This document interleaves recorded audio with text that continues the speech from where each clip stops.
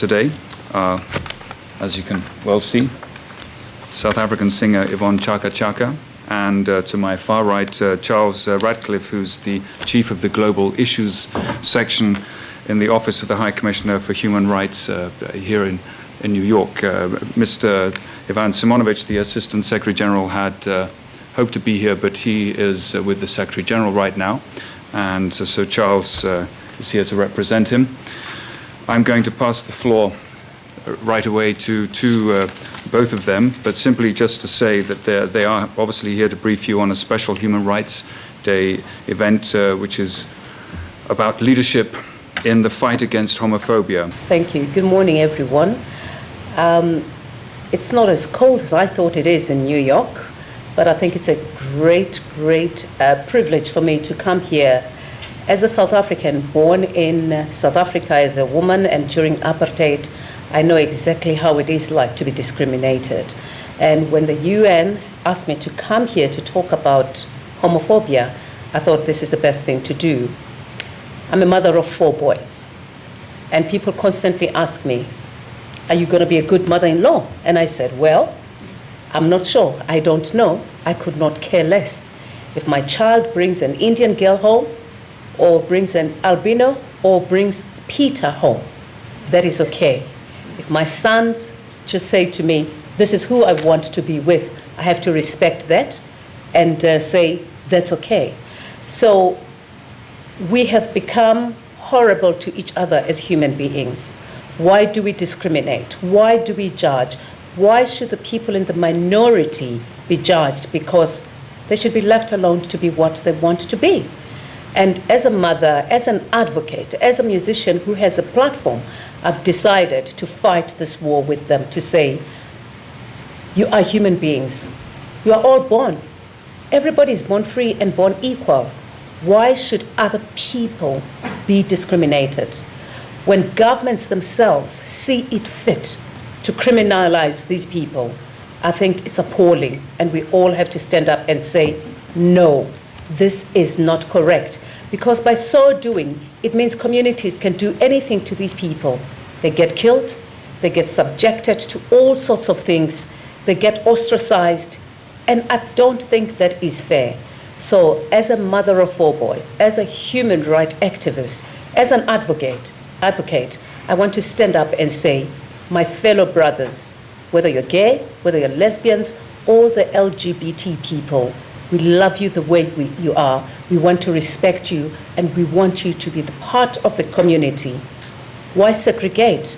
Freedom is for everybody, and it should be as such. And I want to say to my brothers and my sisters, be what you want to be. Let no one make you what they want you to be. Be free and be at liberty to be whatever you want to be. And I'm glad that the UN is taking it upon themselves to even talk about this issue. I think it's a great step. South Africa has taken a lead, but I think something more needs to be done. And I'm actually very proud that my country, being the last one to have its freedom, they've recognized everybody, that they are human beings. It doesn't matter who they are. So I want to say, let's fight this war. Let's stop discriminating. Let's stop killing these people. They're like you and me. And by the way, they do pay their taxes as well. And some of these people have given homes, have adopted children, and given them homes, and given them love. So really, why should we discriminate against them? This is not acceptable. This war, we must win, and we'll fight this war together, and I'll be certainly there to fight the war with you. Thank you very much indeed. So, questions, please. Yes, sure.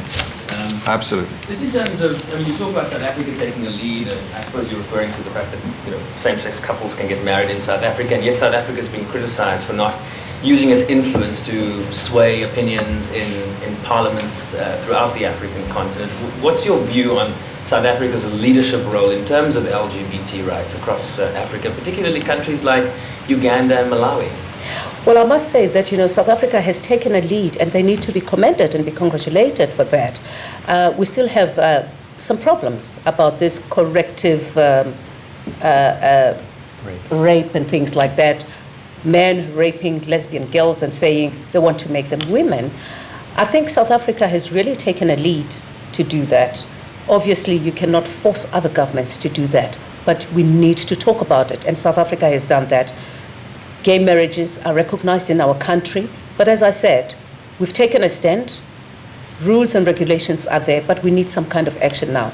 South Africa as a leader needs to talk to other presidents as well in the rest of Africa.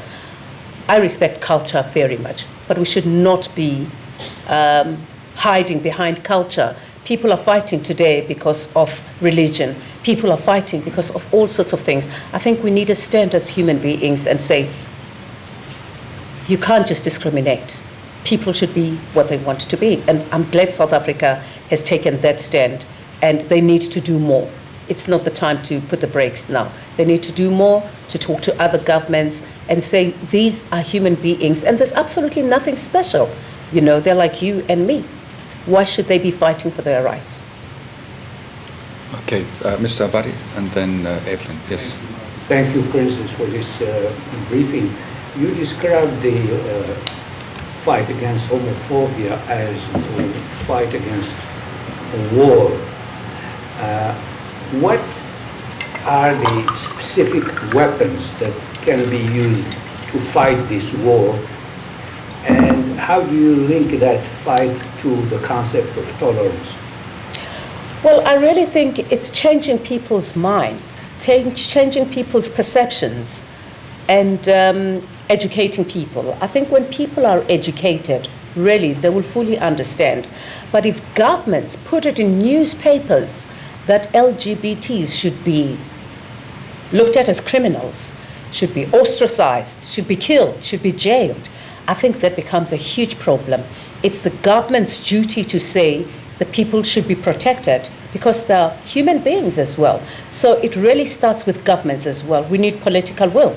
If governments themselves say this is a criminal act to kill these people or to jail them or to ostracize them, but if governments are quiet and not saying much, you can imagine what people will do. They will do as they please. So it's political will, it's education, it's changing people's mindset, and just saying to people, these people are not special.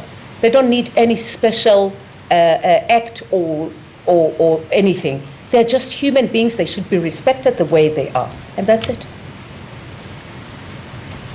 Yes.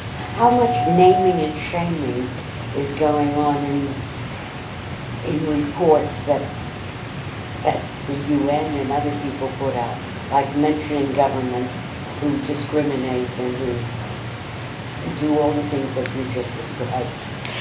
Well, for the fact that the General Secretary has taken it upon themselves to make this a very important issue, I really think he needs to be commended for that. We know countries like Malawi, you know, when the two gentlemen wanted to get married, because of the General Secretary, they were pardoned. And for me, really, I don't know why were they pardoned, because are they criminals for loving each other? I think that's absurd. But I think it's important that governments like that are shamed, you know, and named, because if there was something wrong that these people were doing, you know, I've heard in my discussions everybody saying, oh, gay people, lesbians are promiscuous. Who is not promiscuous? Everybody is. And that is a fact. So if people are loving each other, they should be left alone to do that. And I think it's important that the highest office in the world is taking upon themselves to do that. That's why I decided to come here today, because if this office says to people, this is wrong, this should not be done, then everybody can follow suit. But our government's named in the UN. Laws governed by religion. We have states that, you know, are shaped around religious beliefs.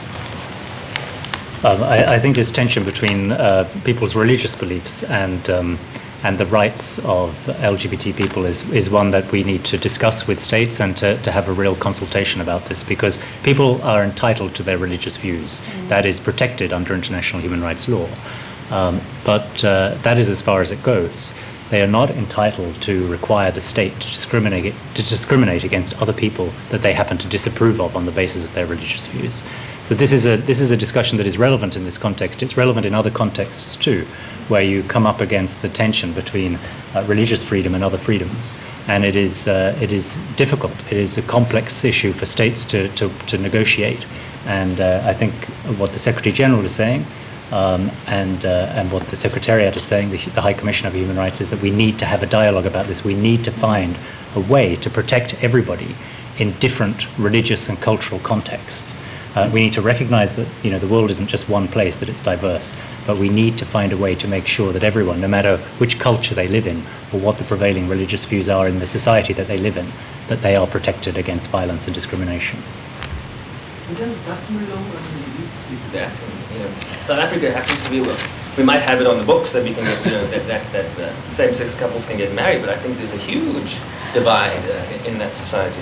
I sometimes think it boils to individuals as well. I'm married to a prince.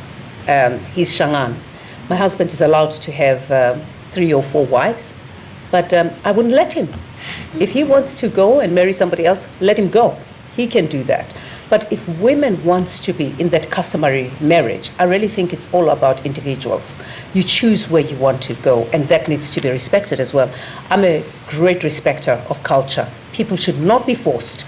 You should do it as an individual, just like LGBTs. They do this on their own. It's a consensual thing.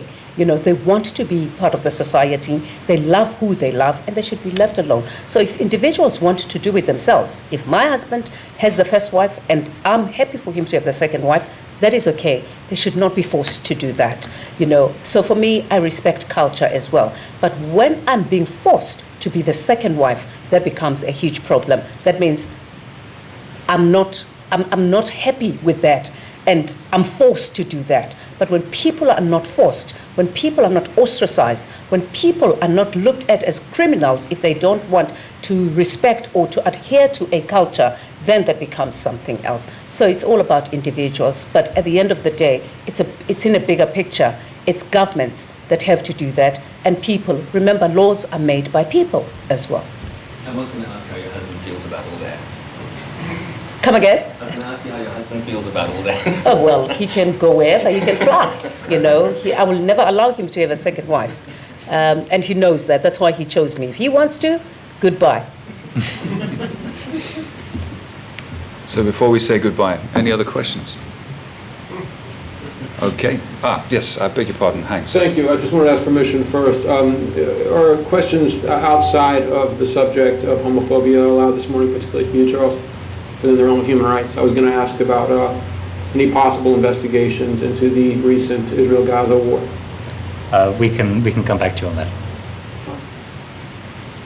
Okay. Thank you very much indeed.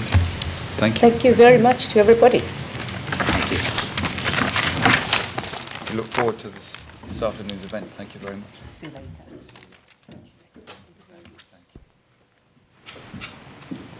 Thanks, Charles.